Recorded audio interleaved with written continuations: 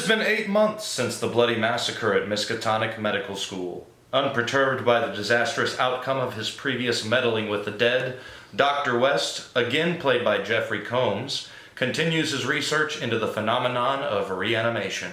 Only this time, he plans to create life. Starting with the heart of his young protege, Dan's dearly deceased, Meg Halsey. Surely nothing could go wrong. We could talk about some of the characters in this movie. One of them, Dr. Graves. Dr. Graves, yeah. Dr. Graves is very animated with his facial expressions. It looks like they plucked this guy straight out of like a sitcom. In his little collection in the morgue, for some reason, they have all of the body parts that were reanimated. And while they're no longer active, they haven't decomposed at all. In this room is Megan's heart. How the hell did that heart get to that room if she was reanimated by Dan in the hospital and presumably they went off together and she died at a later time? Presumably? Yeah, because it never shows them leave the hospital. It just shows her being reanimated. Okay, well, what if at the end of Re-Animator, the original, she freaks out. She gets up, she freaks out, and then tries to kill him, and Dan's like, oh, crazy bitch, and like kills her. Perhaps. Because it does end with the, you remember. I remember. Okay, so that's the one thing that we can kind of give a little leniency on, but all the... I don't even want to give much. I'm just saying. The other things... No, but still, why just the heart?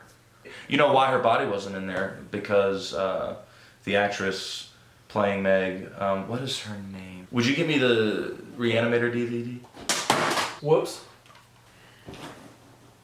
You know why they didn't find her body in the morgue? Because Barbara Crampton saw the script and she was like, The most unbelievable part of this movie is when Dr. Hale is reintroduced and he flies around.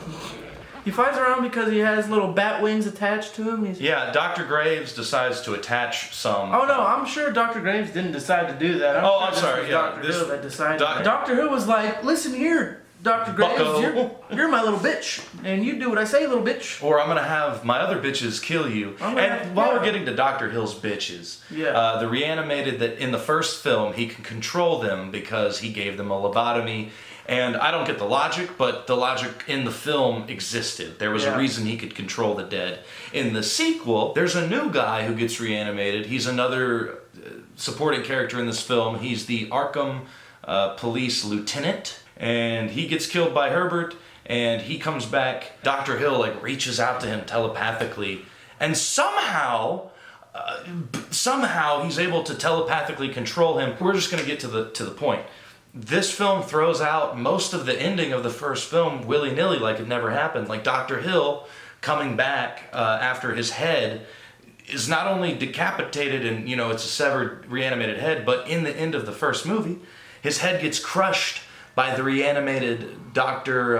Halsey.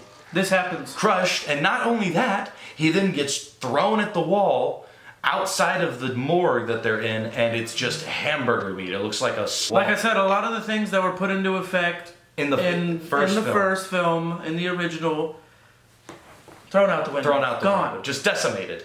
Really, the only thing that they kept from the original film was characters. Even if it was a character that they killed off. Even if it was a character that they killed off. We thought Wes died. He didn't die. He didn't die. We thought, Hill died. We know Hill died. We know Hill died. He got juiced, and then he got chucked. The characters all come back, but here's the thing. The actors are not as good this time. No. And you know why? It's because they're under poor direction. That's the only thing I can guess. The script...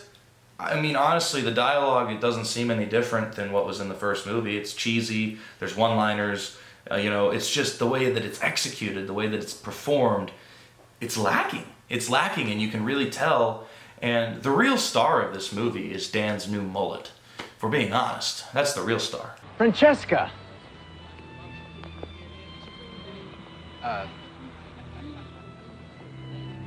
It's sad because this movie was directed by Brian Yuzna, who did Society. We talked about that a couple of weeks ago. The guy who wrote the Society, the guy who did the special effects, Screaming Mad George, all came back. I believe the director of photography came back. So the whole core team. So I mean, I don't know if you guys saw our Society video, but in Society, they have this, the whole climax of the movie is this big circus freak orgy.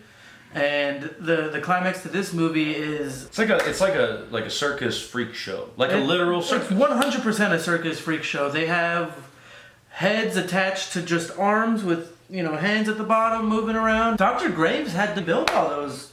No, that was Herbert. Remember, those were Herbert's failed experiments. That because remember really? when he I don't remember that. Yeah, there was a point in the movie when he was making the arm leg.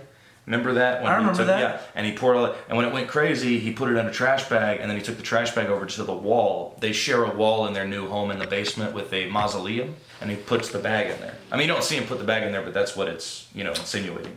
And so whenever at the end of the movie, when Dr. Hill breaks those people out, he's all like, your chickens have come home to roost. It makes so much more sense now. There's a body that Herbert and Dan are building in the basement. Well, mostly Herbert. And Dan just kind of helps here and there.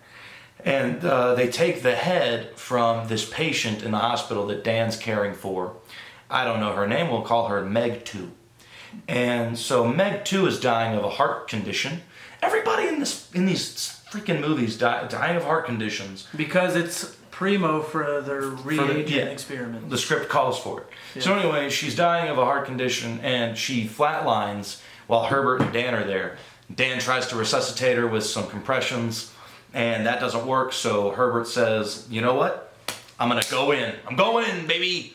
And he rips open her chest and just dives in, and he's gonna perform surgery on the spot. So yeah, he just kind of cuts her open and gets these, I guess they're just called spreaders, puts them in her chest and spreads it, and there's just blood everywhere because he nicks an artery.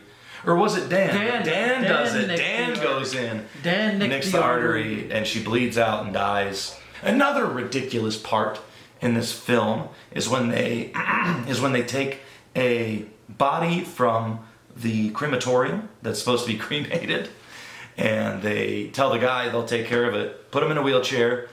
Weekend at Bernie's the situation. Pop some sunglasses on him, roll him outside. That's pretty great. So considering the number of logical inconsistencies in this film, following what was set up in the first movie, the diminishing returns in entertainment value as opposed to the first film, and I mean, I know it's its own movie, but it's a sequel, so you can't really judge it as its own thing, in my opinion. Absolutely. So I am looking at the first film and what that set up, and keeping all that in mind, after watching this movie 2 or 3 times, I'm gonna have to go ahead and give this one a copper. Man, I want to give it a coal, but I understand that that would have to be the lowest of the low, and I feel like this movie's the lowest of the low, but I know there's worse out there. This movie made me laugh a couple times, but damn, does it suck! It sucks. What about the police? Oh, the police will never come here. It just really sucks. You have some, copper. Golden line of the week goes to... The arms of a waitress. The lawyer's hand. Case dismissed. Thanks so much for watching Real Diggers. We hope you enjoyed this episode more than we enjoyed the movie. We promise you did.